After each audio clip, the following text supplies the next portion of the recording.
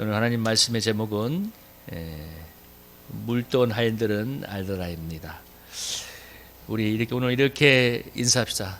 순종의 분량을 채우면 기적을 체험합니다. 이렇게 인사하겠습니다. 시작. 순종의 분량을 채우면 기적을 체험합니다. 아멘. 이렇게 또 축복합시다. 당신이 그 주인공이 되기를 바랍니다. 이렇게 축복하겠습니다. 시작.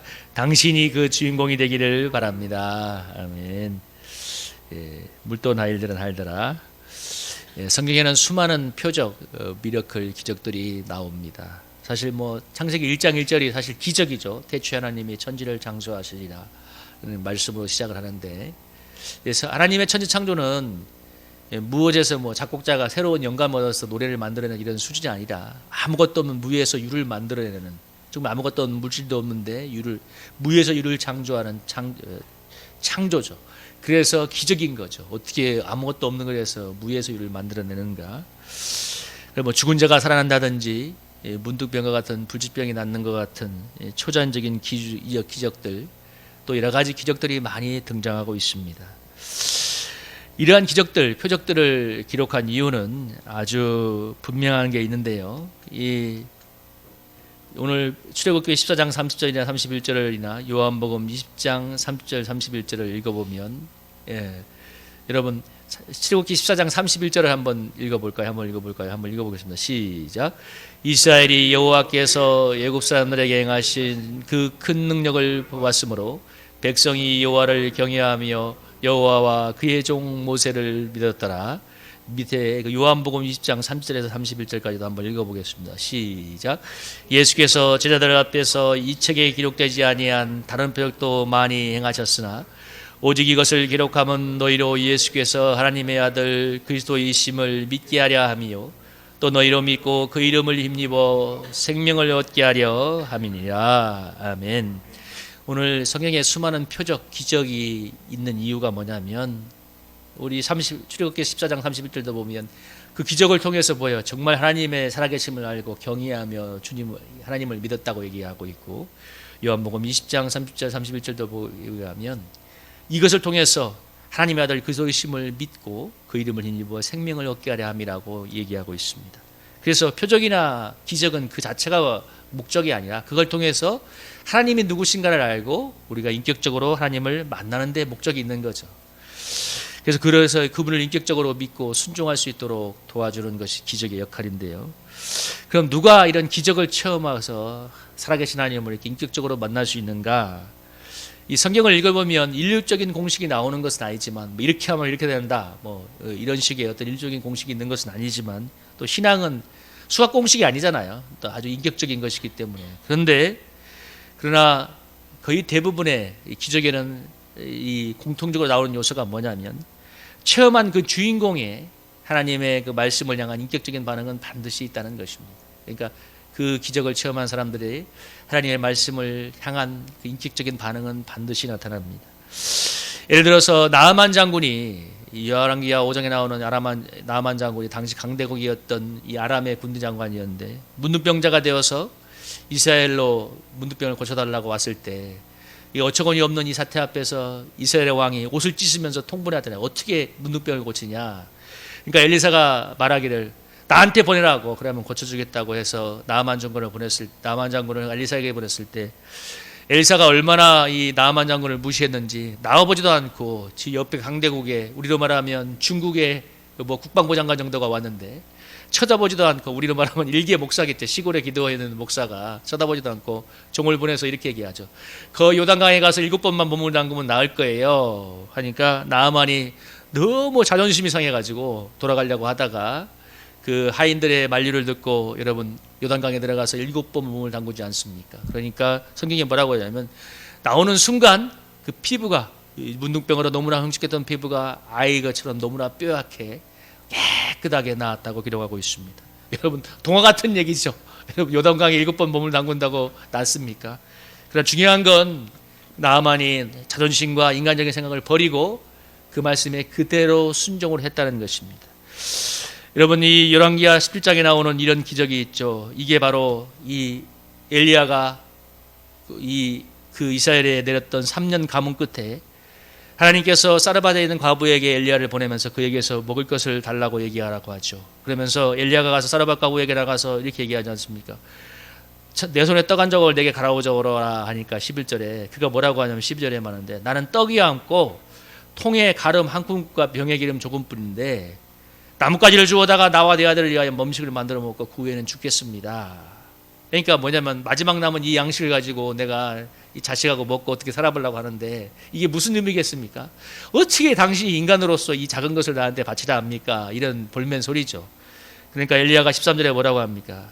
두려워하지 말고 그 작은 떡 한 개를 내게서 먼저 가져와 내게로 먼저 가져오고 그리고 너와 내 아들을 위하여 만들라고 하면서 그리하면 뭐라고 했습니까? 비가 오는 그날까지 통의 가루와 기름이 다하지 않을 것이다 하는데 15절에 보면 그가 가서 엘리야의 말대로 하였더니 그와 엘리야와 그의 식구가 열흘 먹었으나 여호와께서 엘리야에 통하여 하신 말씀같이 통의 가루가 떨어지지 않고 병의 기름이 없어지지 아니하니라.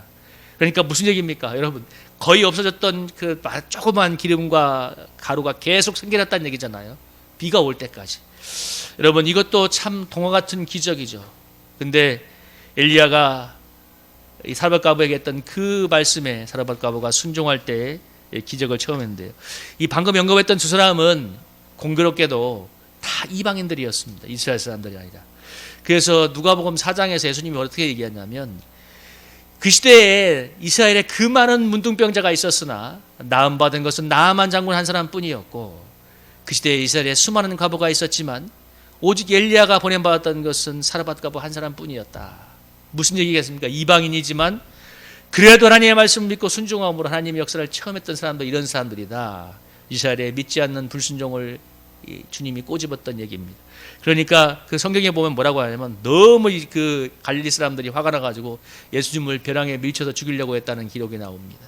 자존심이 너무 상하는 거죠. 자기가 하나님의 백성이라고 했는데 그런 역사는 전혀 체험하지 않고 저 아람의 군대 장관 사르밧 과부 같은 이방인들이 그런 역사의 주인공으로 기록이 되니까 케르케고르가 성경에서 가장 이해할 수 없는 불가사의한 역설의 역사로 드는 사건이 뭐냐면 아브라함이 하나님의 명령을 받들어서 독자 이삭을 번제로 바치려 했던 그 사건을 가리키고 있습니다. 여러분 창세기에 보면 하나님께서 아브라함을 시험하시라고 이렇게 얘기하죠. 여러분 창세기 22장 2절에서 이렇게 하지 않습니까? 내 사랑한 독자 이삭을 데리고 모리아 땅으로 가서 내가 내게 알려준 땅에 가서 거기서 그를 번제로 드리라. 3절에 아브라함이 아침에 일찍 일어나 나귀 한 장을 지우고 두 종과 아들 이삭을 데리고 번제의 쓸람을 쪼개 가지고 떠나 하나님이 자기에게 알려주신 곳으로 가더라. 여러분 여기서 그냥 참고적으로 얘기하면 여기서 모리아산이 뭐냐면 나중에 예수님이 돌아가신 골고다 산입니다. 상징적인 사건이 있는 거예요. 근데 여러분 사랑하는 내 아들 독자 이삭을 여러분 이 독자 이삭이 누굽니까? 아브라함이 그 약속의 땅에서 25년간 인내하면서 낳았던 겨우 첫 아들이잖아요. 근데 하나님께서 그를 뭐라고 합니까? 여기 22장의 마지막에 보면 그를 뭐라고 했어요? 번제로 드리라고 하죠. 여러분 번제가 뭔가 알아요? 태워서 드리는 인신제사를 말합니다. 그 당시 이스라엘에 이 주의했던 이런 나라들 중에서 인신제사가 횡행했거든요. 여러분 이 사건을 이 아브라함이 다음날 바로 일어나서 번제의 쓸람을 가지고 이제 이삭을 데리고 가는 순종을 보여주는데 여러분 이게 성경에서 그냥 기록만 돼 있어서 그렇지 여러분 조금만 한번 생각을 해보세요. 이게 일륜적으로 납득할 수 없는 일이잖아요. 본인도 납득하기 힘들지만 더 중요한 건 그 명령을 내리는 게 하나님이라는 것입니다. 여러분 네 아들을 죽이라는 거 죽여서 불로 태우라는 거 아닙니까? 그래서 나에게 바쳐라. 여러분 저나 여러분에게 그런 제안을 한다고 할 때 여러분 그게 말이 되겠어요? 케르케고르가 뭐라고 했냐면 이게 정말 가장 이해할 수 없는 역설이라고 말했습니다. 그런데 중요한 것은 아브라함이 그 하나님을 신뢰했기 때문에 나중에 히브리서에 뭐라고 얘기하냐면 만약에 아브라함이 독자 이삭을 번제로 태워서 죽게 되면 하나님께서 네 자손을 통해서 내 후사를 이을 거라고 했기 때문에 죽은 이삭을 부활시켜서 다시 살릴 거라는 거 믿음으로 됐다고 얘기하는데 어쨌든 간에 중요한 건 뭐냐면 그 하나님이 아브라함의 믿음이 홀딱 발했다고 얘기하는데 핵심은 뭐냐면 인간적으로는 도저히 납득할 수 없는 거라는 거예요. 인륜으로 상상할 수도 없는 일이에요. 여러분 요즘 같으면 요즘은 그렇게 인권 따지는 이 세상에서 여러분 만약 이런 일이 벌어지면 어떡하겠습니까? 기독교는 신천지보다 더한 사악한 2단에 3단에 6단이 될 것이고 그렇죠? 말도 할 수 없는 수많은 목사님들 나와가지고 그게 무슨 비윤리적인 기독교냐고 아마 얘기할 것입니다. 여러분 그러니까 이 사건이 보통 사건이 아니에요. 어마어마한 이 감히 감당할 수 없는 사건인데 중요한 것은 아브라함이 그 다음날 고민하지 않고 결단하고 떠났다는 것이죠. 아브라함이 하나님을 향한 이해할 수 없는 하나님을 향한 신뢰와 인격적인 그 순종을 알 수 있는 부분입니다. 그러니까 하나님께서 창세기 22장 16절 18절에서 뭐라고 하냐면 이 사건 다음에 하나님이 뭐라고 얘기하냐면 네가 나를 이렇게 경외하는 줄 내가 알겠다. 그래서 네 아들 독자도 아끼지 않고 내었으니까 내가 너를 통해서 큰 복을 줄 것인데 네 씨로 말미암아서 천하 만민이 복을 받으리라. 이게 바로 예수 그리스도를 통해서 일어날 구원의 역사를 얘기한 겁니다. 그러니까 아브라함과 다윗의 후손으로 오실 예수님을 통해서 일어날 구원의 역사를 얘기한 건데 그건 모든 믿는 자의 더군다나 제일 중요한 예수님의 가문의 믿음의 조상이 되는 그런 축복을 얻게 되었죠. 이 축복은 이 기적적인 역사는 아브라함이 도저히 인륜적으로 이해하고 납득할 수 없는 하나님의 뜻에 대한 순종에서 시작되었습니다. 여러분 그래서 우리가 성경을 읽어볼 때 상상력을 조금만 발휘해보면 이 일이 어떤 일인가를 알게 됩니다. 여러분 아까 말한 사르밧 가보가 얼마 남은 그 통의 가루와 기름을 가지고 마지막으로 어떻게 살아보려고 하는 그걸 내놓으라고 하는 엘리야를 볼 때 속으로 그렇지 않겠어요? 사람으로 어떻게 저렇게 인두껍을 쓰고 저런 말을 나한테 해? 그렇지 않았겠습니까? 만약에 또 아브라함이 독자 이삭을 나에게 하나님께서 번제로 바치라고 할 때 저나 여러분이나 어떤 생각을 할까요? 이게 사탄 아니야? 이 무슨 감동이야? 사탄아 물러가라는 얘기를 했을지도 몰라요. 그죠? 사탄아 물러가라. 그래서 여러분 하나님의 하나님 되심은 우리 인간적 이성적 판단을 초월해서 그 너머에서 역사하는 데 나타납니다. 여러분 뭐라고요? 하나님의 하나님 되심은 우리의 인간적인 판단과 수준을 초월해서 역사하는 그 하나님에게서 나타나는 것입니다. 여러분 인간의 생각 수준에서 하나님이 역사한다면 그게 어떻게 우리가 생각하는 하나님이겠습니까? 하나님의 하나님 되심은 우리의 인간적인 견해, 인간적인 판단을 넘어서 초월해서 역사하는 초월적인 하나님입니다. 그래서 여러분 우리가 살아계신 하나님의 역사를 체험해 보려면 우리의 이성적인 판단, 인간적인 생각을 여러분 내려놓을 필요가 있습니다. 오늘 가나 혼인잔치가 그러한데요. 여러분 오늘 가나 혼인잔치 여러분들 잘 아시죠? 여러분 오늘의 기적의 핵심적인 내용이 뭡니까? 포도주가 떨어져서 물을 항아리에 채웠는데 그 물을 열애장에 갖다 주니까 뭐였습니까? 물이 변해서 포도주가 된 거죠. 여러분 물은 화학식이 H2O인데 포도주는 여러분 화학 방정식이 뭐냐면 C2H5OH입니다. 그러니까 그냥 들어보는 것처럼 완전히 별개의 문질입니다. 그러니까 기적이죠. 물이 포도주가 될 수가 없어요. 화학 방정식이. 이런 물을 끓이면 수증기는데도 포도주가 될 수는 없어요. 근데 포도주가 되는 놀라운 하나님의 기적이 일어났습니다. 근데 이 기적은 하인들의 순종을 통해서 일어나죠. 여러분 오늘 본문의 물은 맹물이지만 포도주는 기쁨을 가져다 준다는 걸 얘기하고 또 이 기적은 예수님이 공생에서 가장 최초로 했던 가나 혼인잔치에서 기적인데 이 기적의 주체는 예수님이지만 이 기적을 위해서 열심히 순종의 발걸음을 디딘 사람들이 두 사람이 있습니다. 하나는 예수님의 어머니 마리아와 그리고 하인들입니다. 당시 유대 사회에서 여러분 결혼식은 일주일간 진행됐다고 합니다.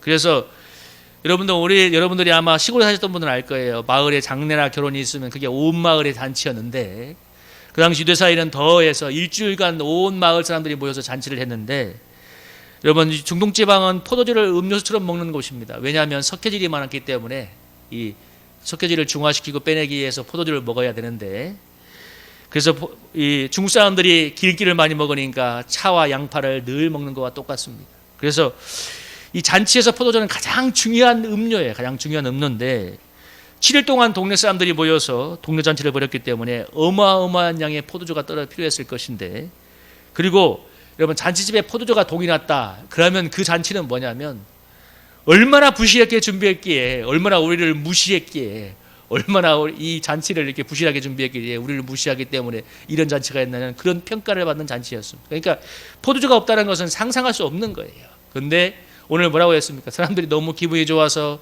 먹고 마시고 더군다나 가장 잘 먹는 예수님의 12제자가 와가지고 포도주까지 동을 내니까 포도주가 동이 나버렸죠. 그래서 그 일을 알게 된 예수님이 마리아가 예수님에게 나가서 이렇게 얘기하죠. 포도주가 떨어지니까 3절에 예수 어머니가 예수께 이르되 저들에게 포도주가 없다 하니까 예수님께서 뭐라고 하냐면 여자여 나와 무슨 상관이 있습니까? 내 때가 아직 이르지 아니하였습니다. 이 말은 주님께서 아직 일하실 때가 아니라는 얘기인데 여기서 한 가지 꼭 설명을 해주고 하자면 여자애라는 이 표현에 대해서 한국적인 정서에서는 굉장히 불순하다고 얘기합니다. 자식의 어머니에게 여자애라는 표현이. 근데 당시 헬라 시대에는 이 여자애라는 표현은 굉장히 극존칭의 사용이었습니다. 여사님 이런 개념이라고 생각하시면 됩니다. 근데 예수님이 그렇게 얘기하니까 예수님이 어머니 마리아가 하인들을 불려서 예수님이 시킨 대로 무슨 말씀을 하든지 그대로 하라고 5절에 그렇게 얘기하니까, 그렇게 이제 준비가 되니까 예수님이 처음으로 하인에게 무슨 지시를 합니까? 돌항아리 6개에다가 물을 채우라고 했죠.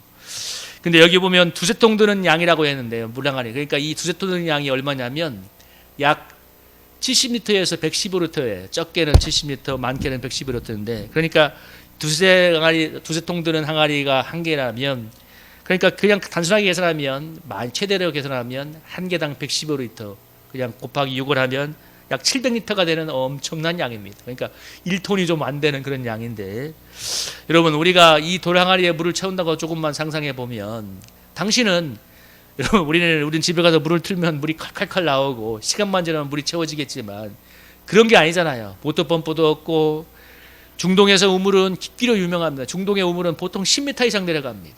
거기다가 두레박을 던져서 물을 길어 올리려고 할 때 중동의 뜨거운 여름 안에서 집에 우물이 있지 않을 수도 있잖아요. 물이 귀하기 때문에 마을의 공동 우물이었다면 먼 곳에 가서 그걸 다 길르다가 여러분 돌항아리 6개를 채우려고 했냐면 그 일이 보통 수고가 아니고, 더 중요한 건 뭐냐면 이 잔치집에 포도주가 떨어졌는데 예수님이 하는 말씀이 너무나 뚱딴지 같잖아요. 물을 채워라 돌항아리에다가. 이게 먼지가 많이 있기 때문에 손님들이 오면 손발을 씻는 정결의식에 쓰는 물이들인데, 지금 포도주가 떨어져서 난리가 난 상황에서 하인들한테 예수님이 지금 잔치 때문에 지금 난리가 난 이 하인들한테 돌항아리에다 물을 채우라고 하지 않습니까? 근데 이해가 안 되고 짜증나는 일이지만 하인들이 아구까지 채우는 순종을 하고, 그러고 나니까 예수님이 이번에는 뭐라고 하냐면 연회장에게 갖다 주라고 하죠. 여러분 여러분 상상력을 발휘하면 한번 여러분에게 한번 상상력을 물어볼게요. 이 연회장에게 이 맹물 떠서 갖다 주라고 할 때 그때 포도주로 변해 있었을까 안 변해 있었을까? 여러분 어떻게 생각하세요? 저 이게 굉장히 상상이 됐어요. 이 물을 떠서 갖다 주라고 할 때 포도주였을까 아니면 맹물이었을까? 우리 이현철 집사님은 어떻게 생각해요? 물을 떠서 갖다 주라고 했던 그 순간에 물이 아니었을까? 저도 물이라고 생각을 해요. 그래야 순종하기 힘들잖아. 포도주였으면 이게 웬일이야, 물론 기적이라고 생각했지만 어쨌든 간에 맹물을 떠다가 이제 연회장에 갖다 줄 때 여러분 하인들의 마음이 어땠을까? 여러분 지금 연회장이 어떤 상황이었을까요? 연회장이 얼마나 지금 펄펄 뛰고 있겠어요. 지금 포도주가 없어, 얘들아 빨리 어디 가서 알아봐 이랬을 건데, 하인들이 기껏 와가지고 맹물을 떠왔을 때 여러분 정말 뺨 맞지 않겠어요? 잘못하면 지금 누구를 놀리냐고. 근데 중요한 건 정말 그 포도주를 찾는 연회장에게 맹물로 그대로 갖다 줬을 때 어떤 역사가 일어났습니까? 연회장이 물로 된 포도주를 맛봤다고 얘기합니다. 그러니까 만약에 우리 현철 집사님 말한 것처럼 물을 뜨는 그 순간은 맹물이었겠지만 순종해서 가는 그 순간에 포도주로 변화됐을 거라고 믿습니다. 그래서 이 연회장이 마시니까 뭐예요? 물든 포도주가 너무 맛이 있으니까 사람들이 뭐라고 얘기하냐면, 야 너무 맛이 좋다 해서 뭐라고 얘기하냐, 야 처음에는 좋은 거 내다가 다 술 취하면 나쁜 거 내주고 이러던데, 물 타서 포도주 주고 이러던데, 너무 좋은 포도주 끝까지 준다 하면서 칭찬을 했죠. 근데 오늘 여기서 이렇게 얘기합니다. 9절에 여러분 9절을 한번 읽어볼까요? 한번 9절 읽어보겠습니다. 시작. 연회장은 물로 된 포도주를 맛보고도 어디서 났는지 알지 못하되 물 떠온 하인들은 알더라. 여러분 기적이 일어났습니다. 포도주를 맛본 연회장이 너무 맛있다고 얘기하는데, 중요한 건 연회장은 그게 물이 변해서 포도주가 된 걸 몰라요. 그런데 물 떠온 하인들은 그 기적을 알고 있습니다. 왜? 그걸 해보고 있기 때문에. 그 사람들이 그 물에, 그 포도주의 출처가 어딘가 알잖아요. 저 우물에서 길러온 항아리에 채운 물인 걸 알고 있고, 만약에 뜨는 그 순간까지 맹물이었다면 뺨맞을 각오를 하고 갖다 주었던 포도주라는 것을 알기 때문에 하인들은 그 비밀을 알고 있습니다. 여러분 잔치의 주인이 그것이 어떻게 됐는지 아무도 모르고 사람들도 다 좋다고만 얘기하지만 그 비밀을 알지 못하지만, 중요한 건 이 주님의 말씀에 그대로 순종해서 아구까지 물을 채우고 맹물을 떠서 연회장에 갖다 주었던 제자들만큼은, 이 하인들만큼 뭐예요? 이 물 떠온 하인들만큼은 이 포도주의 비밀을 알고 있습니다. 그래서 그들은 기적을 체험한 주인공이 되었죠. 여러분 오늘 이 본문에서 이 포도주가 물이 되어 변하여서 포도주가 된 사실을 안 사람들은 하인뿐인데 이들을 통해서 여러분 우리가 기적을 체험하는 이런 주인공이 되는 그에 대해서 한번 생각을 해보겠습니다. 여러분 제가 아마 처음부터 쭉 얘기했지만 여러분 제가 뭐라고 얘기했어요? 하나님의 역사를 체험하는 데는 반드시 체험자의 하나님의 말씀에 대한 인격적인 순종이 있다는 거죠. 또 우리의 생각과 판단을 내려놓고 주님의 뜻에 순종하는 그런 순종의 발걸음이 필요하다는 것입니다. 그러니까 주님이 우리에게 순종을 얘기할 때 여러분 우리가 생각하는 이해의 수준, 우리가 생각하는 판단의 수준이 아니라 이해할 수 없는 수준에서 여러분 순종을 요구할 때가 있다는 걸 기억하셔야 돼요. 아니 그리고 성경은 많은 게 그런 게 너무 많아요. 이해할 수 없는. 그래서 잔치의 형일까지가 지금 조마조마한 상황에서 아무런 상관이 없는 돌 항아리에 물을 채우는 이 일들. 여러분 한번 생각해봐요. 포도주가 없어서 지금 난리가 났는데 아무런 상관없는 물을 채우는 그 일들. 여러분 그게 어떻게 이게 납득이 되는 일입니까? 더군다나 맹물을 떠다가 포도주를 갖다 준다면 그거 어떻게 얼마나 더 납득이 될 수 없는 일입니까? 근데 중요한 건 그들이 예수님의 어머니가 했던 말씀, 무슨 말씀을 하든지 뭐라고 했어요? 그대로 하라고 하는 그 말씀에 순종했을 때 놀라운 기적을 체험했다는 거죠. 여러분 그래서 기적의 주체이자 상수는 예수님이고 또 기적을 일으킬 수 있는 것은 주님밖에 없지만 기적은 주님의 영역이지만 그러나 우리가 주님의 기적을 불러오는 변수가 될 수는 있습니다. 우리가 어떻게 하는가에 따라서 우리가 주님의 말씀에 그대로 순종하는 그 순종의 발걸음을 옮길 때 여러분 우리 기적의 상수는 주님이지만 여러분 우리가 기적을 일으키는 변수가 될 줄로 믿습니다. 그래서 우리는 하나님을 체험하기 위해서 여러분 오늘 이 본문에서 저와 여러분의 마음의 마지막에 한번 담아가야 될 말씀은 뭐냐면 아구까지 채우는 순종이 필요하다는 거예요. 아구까지 채우는 순종. 그러니까 돌랑아리 6개의 물을 채우라고 하니까 이해도 안 되고 힘들고 짜증이 나지만 6개를 그대로 채우는 순종. 그래서 여러분 순종에도 분량이 있는 것입니다. 기도에도 분량이 있고 인내에도 분량이 있고 여러분 헌신에도 분량이 있고 십자가에도 분량이 있습니다. 중요한 건 주님이 원하시는 그 분량까지 채우는 게 중요하십니다. 여러분 그때 주님께서 뭐라고 했어요?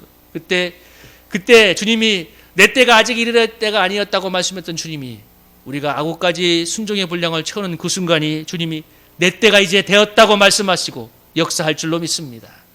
하인들이 도랑아리에 물을 채우기 전까지 주님은 뭐라고 했어요? 아직은 내 때가 이르지 아니하였다고 말씀하셨습니다. 그러나 하인들이 도랑아리에 물을 채우는 그 순종을 온전히 행했을 때 주님이 드디어 일하기 시작합니다. 여러분 언제가 주님의 때입니까? 우리 많이 물어보잖아요. 주님, 저는 이런 기도 많이 해요. 주님, 우리 교회가 언제 좀 부흥할 때입니까? 언제 제가 이렇게 부흥할 때가 되겠습니까? 여러분들은 뭐가 있어요? 하인들 야곱까지 물을 채우고 순종의 분량을 채운 그때가 여러분 주님의 일하실 때입니다. 그래서 제가 이 본문을 보면서 참 은혜가 되었던 건 뭐냐면 주님 제가 일과 목회를 병하는 이 힘든 것을 언제까지 해야 됩니까? 이런데 주님이 바로 감동을 주셨던 말씀이 이 말씀이었습니다. 아구까지 채워라. 무슨 얘기예요? 주님이 원하시는 분량까지 채우라는 거죠. 여러분에게도 동일하게 하나님께서 원하시는 분량이 있을 것입니다. 여러분 우리가 6동아리에 이 채워야 될 분량이 나에게 6항아리가 있다면 그걸 아구까지 채울 때 우리 사랑하는 주님께서 틀림없이 내 때가 이르렀다고 말씀하시고 우리의 삶에 하나님의 아름다운 성령의 역사로 임하실 줄로 믿습니다. 사랑하는 우리 성도님들이 하나님이 원하시는 분량, 순종의 분량, 기도의 분량, 헌신의 분량을 채움으로써 여러분 아구까지 채움으로써 물이 변하여 포도주가 되는 그 하나님의 역사가 나의 인생에도 정말 향기로 진동하는 그런 체험 있기를 주님의 이름으로 축복합니다.